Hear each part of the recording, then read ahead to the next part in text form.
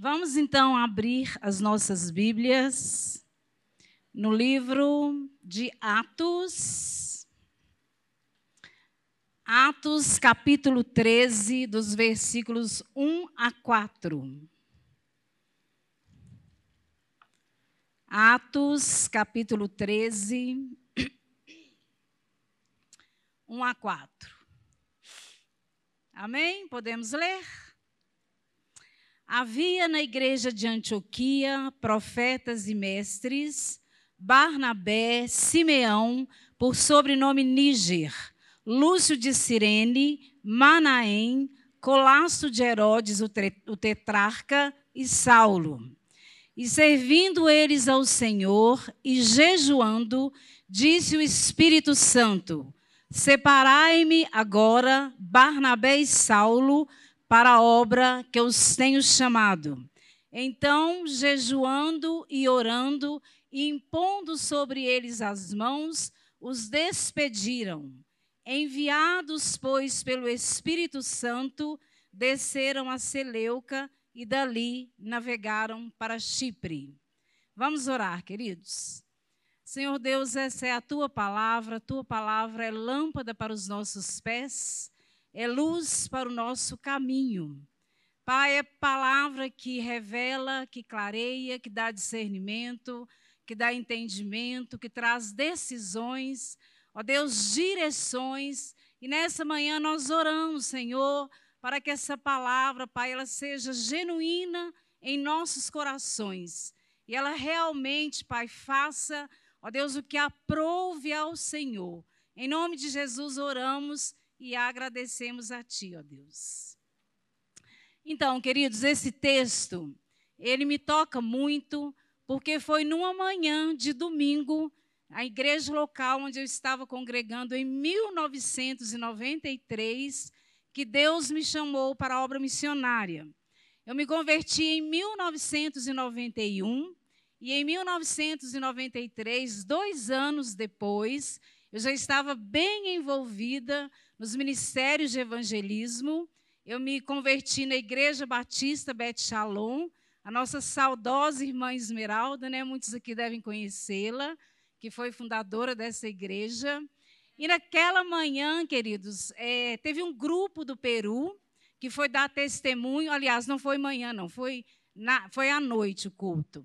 Naquela noite foi um grupo do Peru dar um testemunho sobre um trabalho que eles estavam realizando nas favelas, nos lugares mais longínquos e pobres ali. E terminando, queridos, o culto, levantou-se um profeta. Naquela época, nós tínhamos as pessoas, os profetas, uns 3 ou 4, e uns falavam em línguas e outros ali tinham o dom de interpretação. E aí, terminando o culto, levantou-se um profeta e outra pessoa interpretou. E esta foi a profecia: nesta noite eu separo alguns para a obra missionária. E naquele momento, queridos, meu coração começou a pegar fogo. Eu não tinha nem ideia do que era a obra missionária. Eu era nova convertida, estava no processo, né, de entendimento e conhecimento, mas era inconfundível, era irresistível o chamado. Eu tive convicção naquela hora que eu fazia parte daqueles alguns. E aí eu fui à frente com algumas outras pessoas e nos ajoelhamos ali, o pastor orou por nós. E aí, queridos, a partir daquele chamado ministerial, a minha vida nunca mais foi a mesma. Eu era bancária, trabalhei muitos anos, né, em banco, continuei naturalmente a minha vida, conversei com meu pastor e disse a ele: Pastor Elildo, Deus me chamou para a obra missionária. Eu não tinha bem entendimento do que significava aquilo, mas eu entendi que um dia, queridos, eu ia trabalhar em tempo integral. E aí eu conduzi minha vida, fui fazer o seminário, estudei 4 anos no Seminário Batista, na UCBenja, de Minas Gerais. Tive experiências profundas e maravilhosas, descobri ministérios, descobri vocação no seminário, trabalhei muito ali, tive experiências lindas com o Senhor durante os estudos e continuei. Me envolvi 10 anos de preparo. Me envolvi profundamente com a igreja, com a escola dominical, com o departamento de missões. Fazíamos conferências maravilhosas. Ontem me relembrou que a gente esteve aqui na feira de missões. E a gente fazia muito com comidas típicas, envolvia a igreja. A minha igreja, ela adotava missionários, né, que eram da UEC, a missão que eu trabalho hoje. E eu persegui esse chamado. Eu trabalhava, eu estudava, eu tinha os meus sonhos, mas lá dentro de mim, queridos, tinha aquela raiz, tinha aquela força, tinha aquela palavra, tinha aquela direção. Nesta noite eu separo alguns para a obra missionária. E quando foi em 2001, eu estive no Congresso Brasileiro de Missões, lá em São Paulo, o primeiro congresso que foi realizado no Brasil, que reúne missionários do Brasil inteiro. E lá naquele lugar, Deus mais uma vez falou: sai da sua terra, da sua parentela e vai para uma terra que eu te mostrarei. E aí, queridos, eu voltei convicta de que era o tempo, então, que eu deveria largar tudo, largar minha família, meu trabalho. Cheguei nos meus pastores e falei: gente, esse é o momento. E aí eles falaram: nós vamos te enviar. Foram 10 anos, gente, de preparo, de envolvimento, de trabalho no caráter, porque a obra missionária, gente, quando nós somos chamados, nós precisamos de um preparo especial. Não podemos ser enviados assim, né? Independentes, de qualquer jeito, porque o sofrimento é muito grande para quem não tem o entendimento do que é realmente ser missão, né? Do que é fazer, do que é você ir para um campo missionário, aprender uma nova língua, estar ali com outros povos, mudar a sua forma de vestir, de comer, né? De tudo. Você sai do seu país e você vai para outro país. E aí, queridos, eu estou, então, desde 2002, trabalhando com a obra missionária mundial. Eu faço parte da base de envio em Belo Horizonte, trabalho numa agência missionária internacional, interdenominacional, EC Brasil. Estamos presentes em mais de 90 países no mundo, com uma série de ministérios diferenciados, plantio de igreja, discipulado, aulas de inglês, fundação de escola, trabalho com dependentes químicos. Tem muito trabalho que vocês imaginar. E aí, queridos, eu fico na base. Nós somos a base que suporta os que vão, né, que estão segurando as cordas na intercessão, no cuidado missionário. Me tornei psicóloga, hoje eu trabalho com atendimento de missionários, mas também, gente, com mobilização para que outras pessoas se apresentem para a obra missionária. Quem esteve na feira ontem, passou lá pela minha sala, viu a minha jornada missionária, que eu já estive em países na Ásia, na Europa, na África, no Oriente Médio, e tudo isso, gente, com o intuito de levantar pessoas para a obra missionária. E por quê? Por que esse desejo? Por que esse coração? Porque nós temos ainda, queridos, muito a se fazer. Quais são os desafios que nós temos atualmente na obra missionária mundial?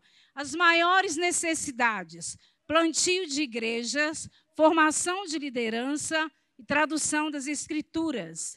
Nós temos as megacidades: São Paulo, México, Pequim, Nova York. Tem muito a se fazer, né, nessas megas populações.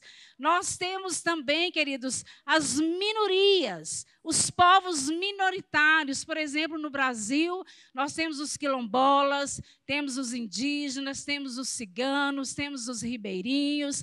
Então, há muito ainda a se fazer.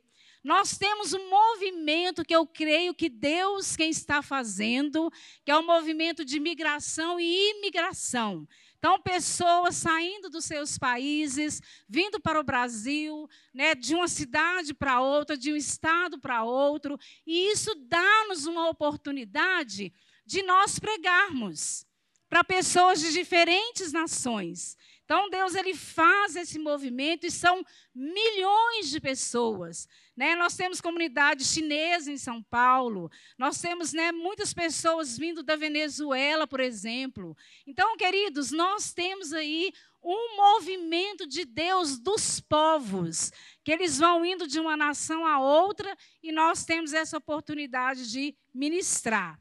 Ainda existem atualmente, queridos, 7.360 línguas.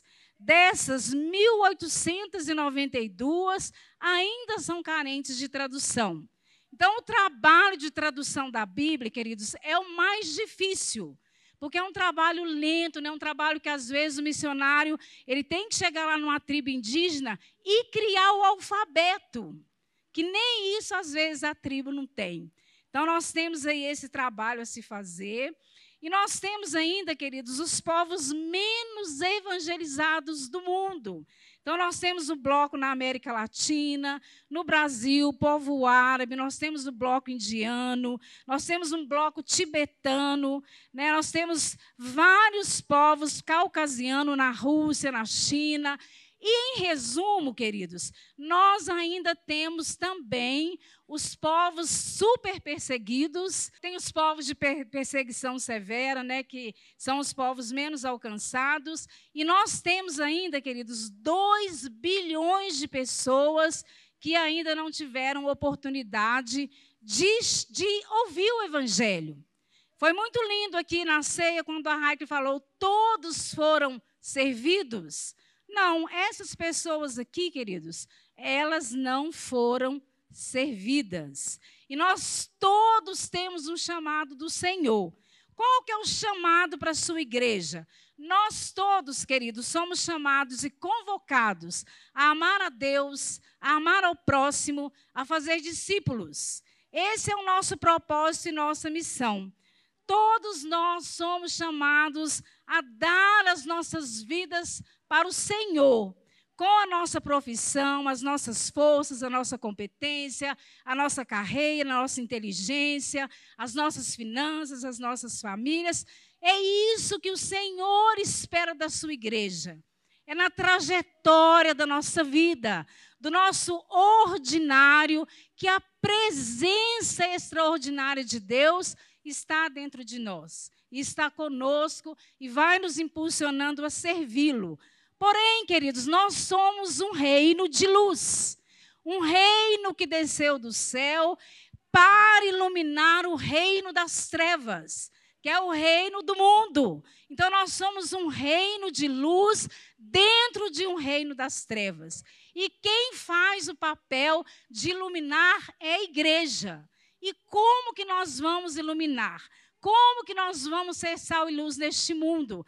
Então, para isso, queridos, a igreja, ela é dotada de dons do Espírito Santo. Então, o Senhor concede dons à sua igreja. E quais são os dons que são as colunas? Se a gente olhar essa construção aqui, nós estamos vendo várias colunas, a base, que foi feita para isso não cair. Se essa coluna cai, rui, o prédio vai ruir também. A base tem que ser bem feita. Então, queridos, Deus, na sua onipotência, onisciência, onipresença, na sua graça, na sua sabedoria infinita, Ele levantou apóstolos, mestres, evangelistas, pastores e profetas para serem as colunas desta igreja. Aqueles que vão sustentar, aqueles que vão dar o suporte para que tudo que a igreja realize, ela esteja bem firmada, ela esteja fundamentada, ela esteja na verdade do evangelho do reino. E aí eu quero trazer ênfase ao chamado apostólico. O que significa, então, queridos, esse chamado apostólico? O chamado apostólico São os apóstolos que foram enviados por Cristo para pregoar as boas novas de salvação e plantio de igrejas. Então, os primeiros apóstolos, né, que estiveram com Cristo, que tiveram a presença dele, eles enviaram, eles foram de terra em terra, de lugar em lugar, e naquela época eles alcançaram os confins da terra. E qual que é o nosso lema? Da zona sul indo até os confins da terra.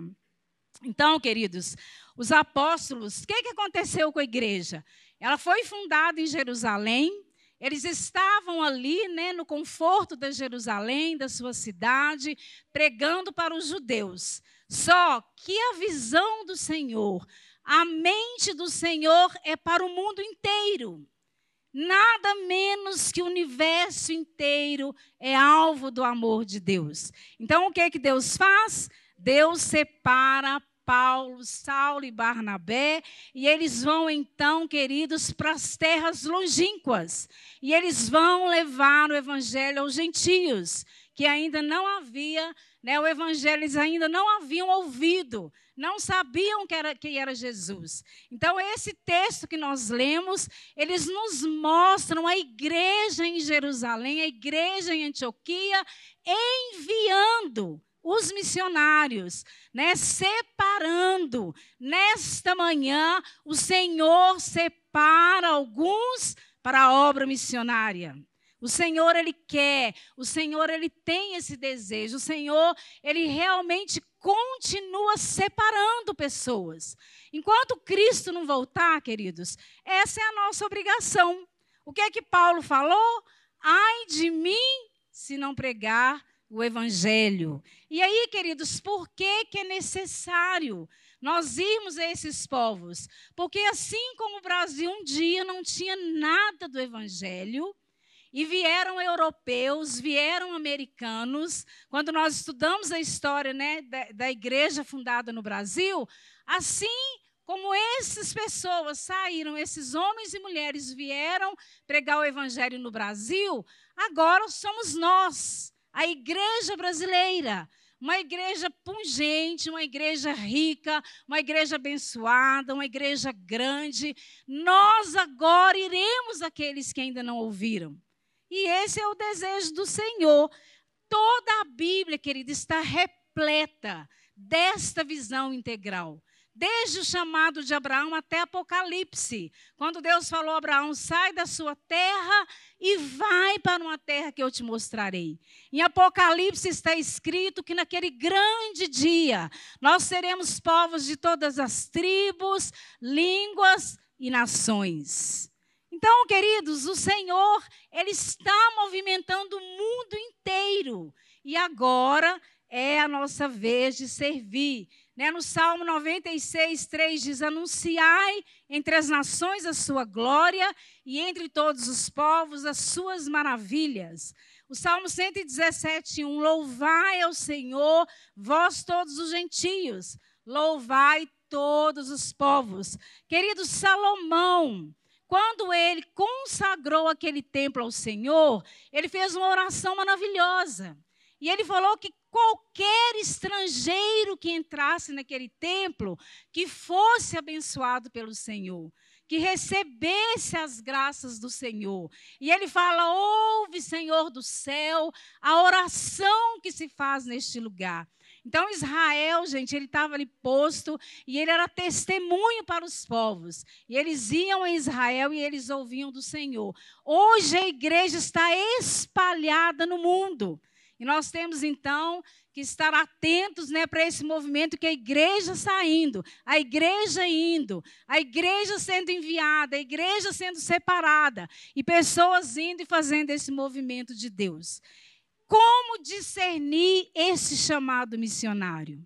Ai, será que eu sou missionária? Será que Deus me chamou para isso? Será que eu sou um missionário? Mas eu tenho filhos, Gilceia. Eu tenho filhos pequenos. Ah, Gilceia, eu já sou aposentada. Ah, eu já estou com 60 anos. Será que é possível? Ah, Gil, mas eu sou uma criança ainda. Queridos, eu conheço história de missionário, uma missionária que serviu aqui no Brasil 50 anos, a Beth Klauer. ela já voltou para os Estados Unidos, ela foi chamada com 9 anos de idade. Então, Deus chama crianças, família com filhos, aposentados, idosos, terceira idade, jovens, não há idade. Vocês viram ontem a Corinta aqui? Que coisa maravilhosa. Eu me emocionei, gente, na hora que passou aquele vídeo. E ela falando ali para aquelas pessoas, e ela está com desejo de ir lá de novo. E ela quer pregoar para os italianos ali que o Senhor é Deus, né? Então, como nós discernirmos isso, queridos? Paulo e Barnabé foram separados por Deus quando serviam ao Senhor. Então, se você está servindo ao Senhor, se você está abençoando a igreja, se você está trabalhando na igreja, a qualquer momento o Espírito Santo pode te separar. Deus pode estar separando, inclusive, neste culto, que você vai ter essa convicção e vai ter essa certeza. Como que se dá esse chamado? Esse chamado é pessoal e intransferível. E a forma como cada um ouve a voz de Deus é diferente. Então, comigo foi aquela profecia, mas com você pode ser as circunstâncias, pode ser Deus abrindo portas que você não imaginava, pode ser convites que você está recebendo, pode ser na leitura da palavra, na leitura de um livro, uma bibliografia missionária, pode ser por sonhos, visões, palavras proféticas. As circunstâncias, queridos, depois daquele dia que eu recebi aquele chamado, elas foram se confirmando. Novas circunstâncias foram aparecendo, que cada vez mais eu tive a convicção de que era realmente aquilo. Então, trabalhe, sirva ao Senhor na igreja local, deixe ser trabalhado no seu caráter. À medida que nós vamos crescendo e servindo, o Senhor vai te mostrar a sua vontade e isso vai ser testificado no espírito da igreja. A igreja vai ver em você, a igreja vai entender que você realmente tem esse chamado missionário. E como que você então vai desenvolver esta vocação? Né? Tá bom, Gilceia, eu estou sentindo nessa manhã que Deus está me separando, que Deus está falando através dessa mensagem que você está pregando. O que é que você vai fazer a partir disso? A partir de hoje, se Deus está te convocando e separando, a primeira coisa é você falar com a sua liderança. Aí você vai falar com os líderes, vai falar com o conselho de missões. Olha, gente, eu tenho uma convicção. Deus me chamou para a obra missionária mundial. Isso pode ser no Brasil, queridos, e fora do Brasil. Porque no Brasil a gente ainda tem povos não alcançados.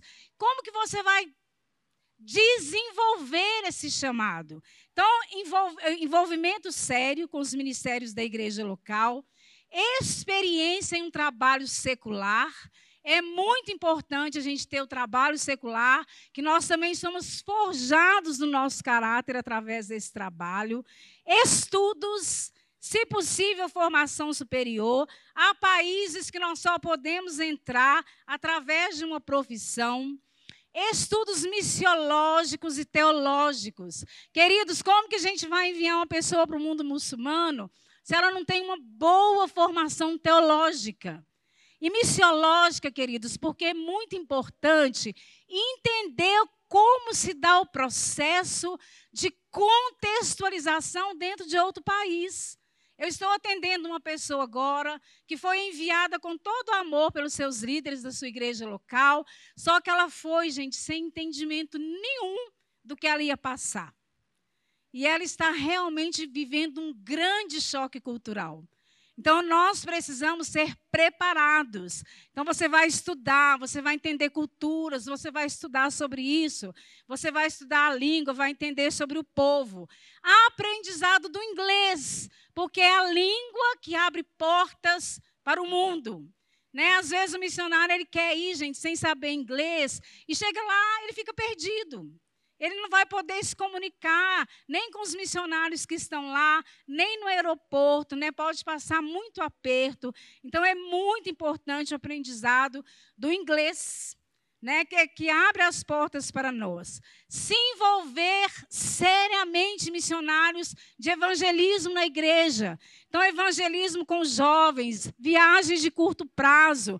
Essa igreja aqui, gente, o que não falta é viagem de curto prazo. Sempre está tendo movimento para algum país, ou fora no Brasil também. Então, você ir nessas viagens de curto prazo, participar de conferências missionárias, né, participar de congressos, se aproximar de agências missionárias como a nossa, como a Jocum, como Portas Abertas e tantas outras que existem, para você entender esse processo e estar cada vez mais preparado e discernindo a vontade do Senhor. O chamado, queridos, ele é funcional e a direção é geográfica. Há muita confusão no meio missionário, quando uma pessoa é vocacionada, é separada, que ela pensa assim, eu fui chamada para a China, Gilceia.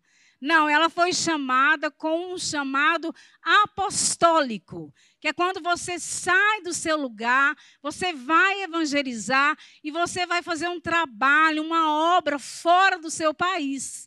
A direção é geográfica. Então, nesse contexto, você pode fazer esse trabalho na Jerusalém, na Samaria, na Judéia ou nos confins da terra. E é interessante, queridos, que esse movimento missionário, ele muda. Os missionários, eles vão muito de um lado para o outro. Se vocês perceberem, o próprio Paulo, ele não parou. Ele ia de cidade em cidade, de lugar em lugar, e o Senhor ia direcionando, ia mostrando, e ele ia fazendo trabalho missionário. Então, é muito comum entre os missionários, a pessoa trabalha, por exemplo, a gente tem missionário na UEC, que ele trabalhou 15 anos na Índia, e agora ele foi trabalhar na Bélgica. Mas fazendo a mesma coisa que ele fazia na Índia. Porque o chamado, gente, ministerial, ele está dentro de nós. Então, em qualquer lugar do mundo que você for, você vai estar desenvolvendo aquele ministério. Então, às vezes, nós percebemos que os vocacionados ficam assim, Gil, mas eu não tenho nenhum país. Queridos, não se preocupe com isso. Né? O seu chamado é a vocação, você está se preparando e no momento certo Deus vai te dar a direção geográfica. Para que você saiba, Gil, será que vai ser na África? Será que vai ser na Ásia? Vai ser na Europa? Vai ser no Oriente Médio? Será que vai ser no Brasil? Mas a sua vocação, ela está dentro de você. Ela não sabe se você mudou de um lugar para outro.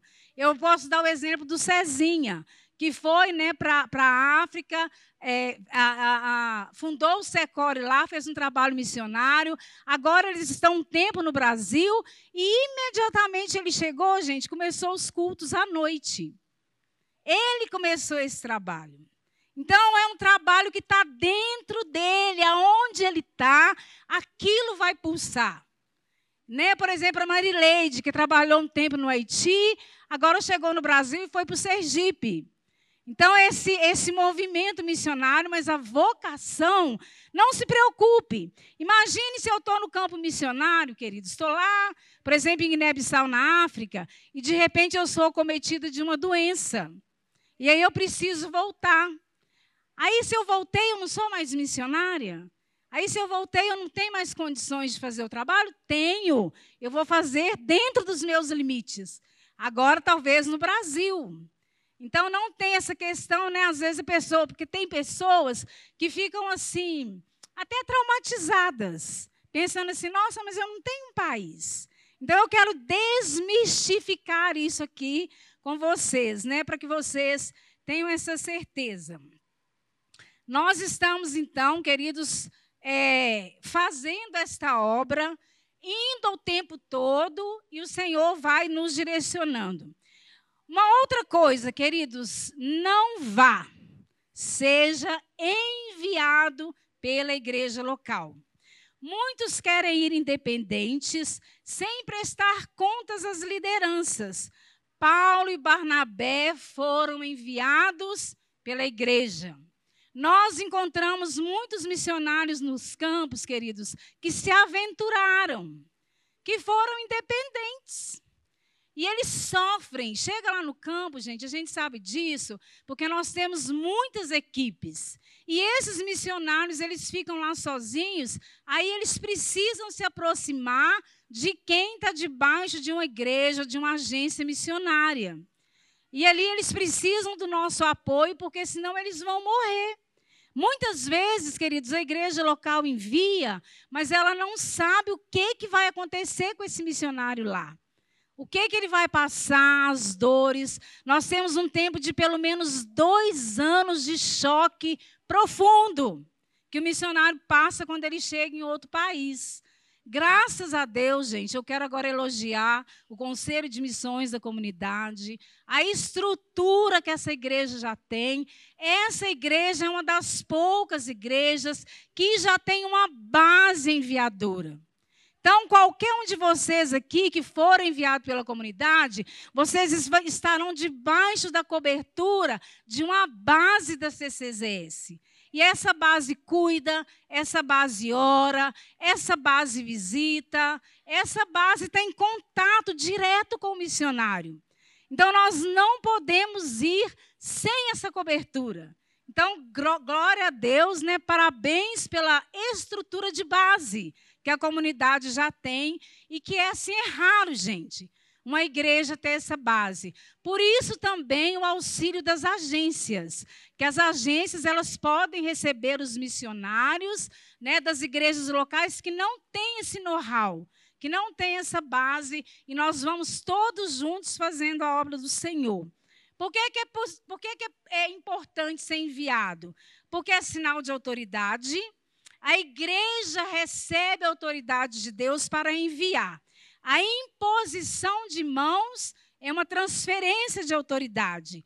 É sinal de reconhecimento. A igreja reconhece que somos dotados de qualidades para aquela função.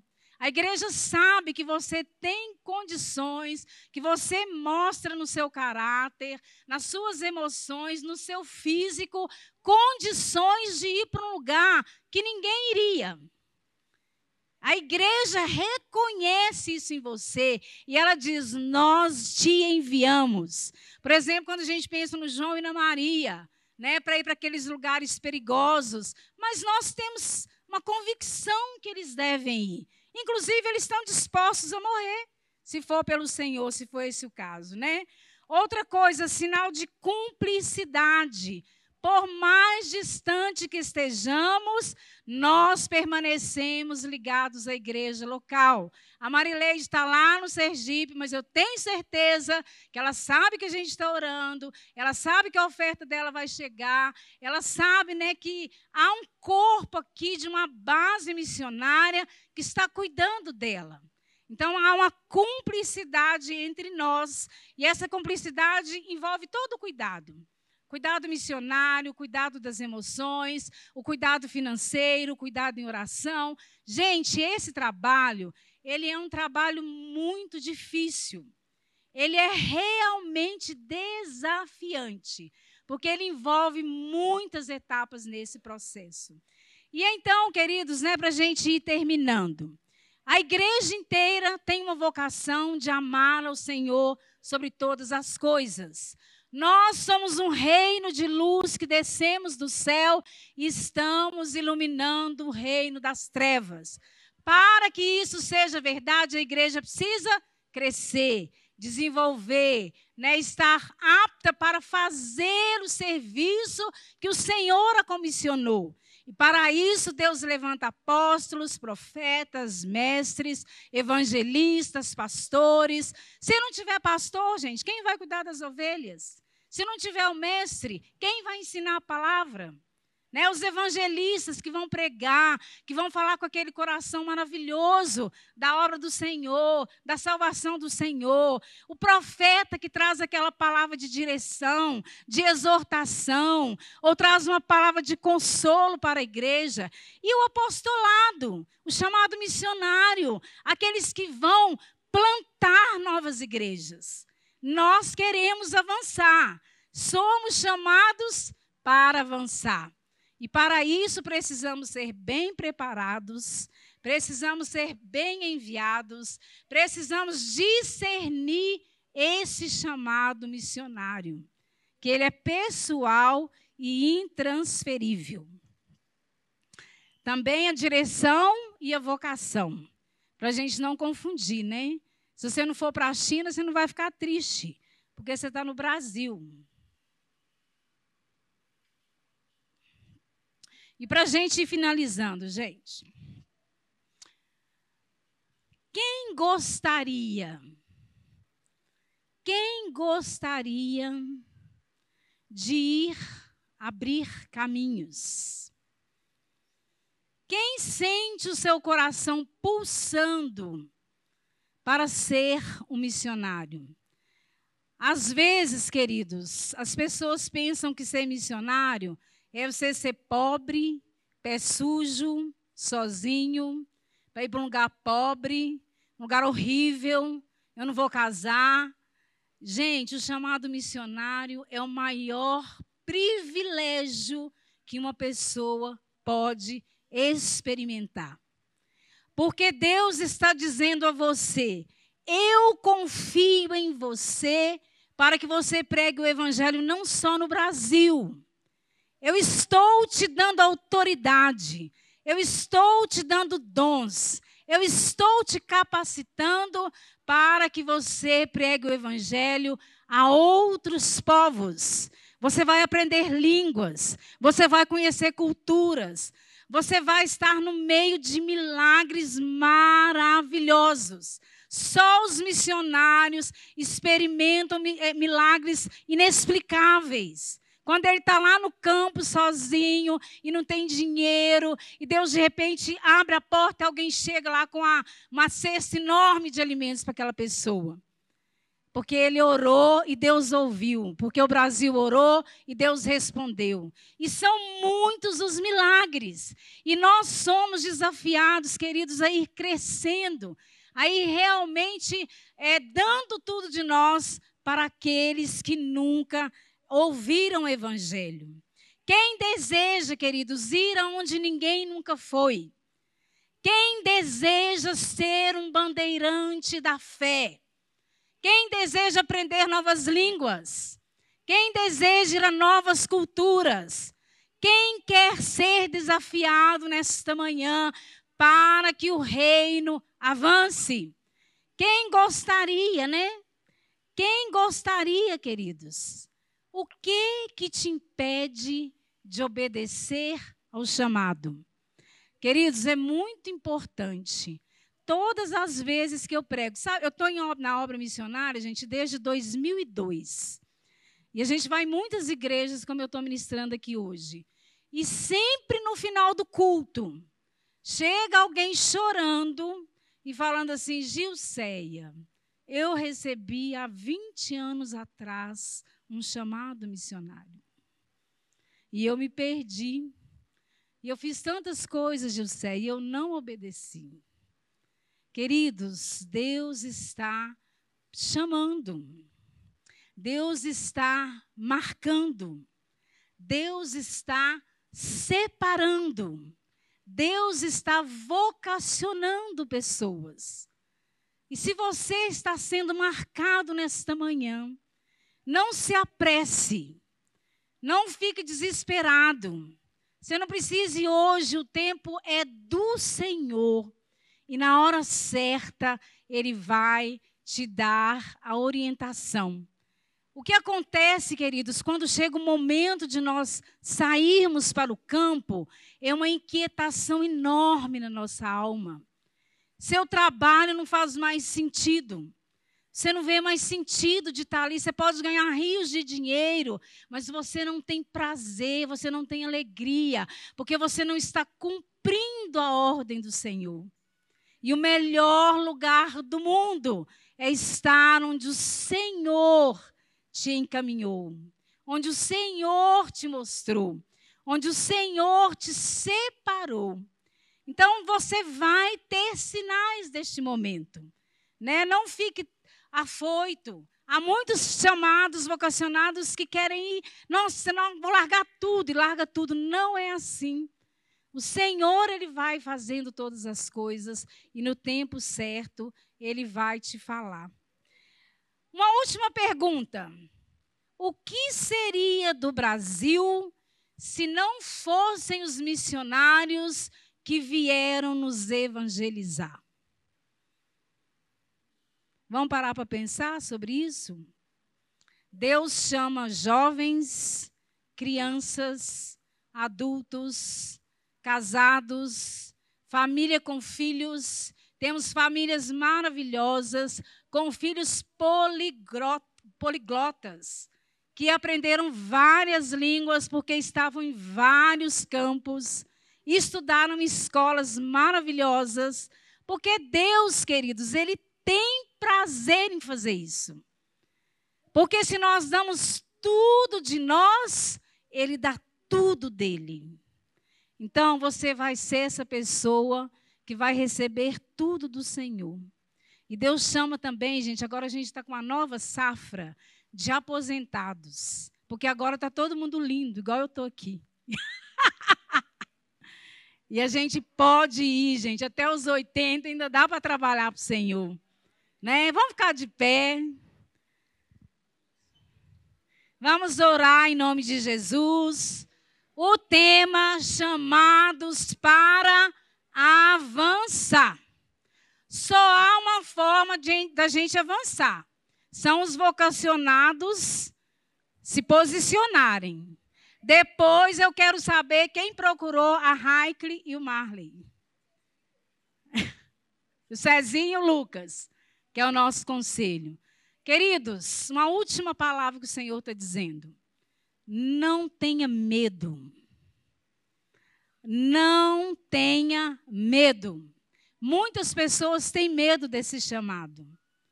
Então o Senhor está dizendo, não temas. Eis que estarei convosco até a consumação dos séculos. Abaixe seu cabeça, né? Vamos orar. Senhor Jesus, Pai, nós escolhemos um tema para essa conferência, chamados para avançar. Quem o Senhor está separando nesta manhã para fazer parte desse avanço? Que o Senhor possa tocar, falar, se revelar, direcionar, mostrar, Senhor. E que muito, Senhor, né, com muita graça, essa pessoa receba. Essa pessoa receba esse chamado. Porque é um chamado maravilhoso. É um chamado para os povos. É um chamado para as nações. É um chamado para socorro. Aquele que está gritando por socorro para em todo o mundo, Jesus. E nós estamos num mundo de, Deus, tanta dor, tanta tristeza, tanta destruição. Pai, aquele terremoto lá no Mianmar, na Tailândia. Quantos de nós poderiam ir ali ajudar, Senhor? São tantas coisas que o Senhor pode abrir as portas para que a igreja avance. E nesta manhã, nós conclamamos ao Senhor, Jesus, que marque pessoas, que separe pessoas na comunidade, para nós avançarmos neste reino, em nome do Senhor Jesus. Amém, queridos? Que Deus nos abençoe.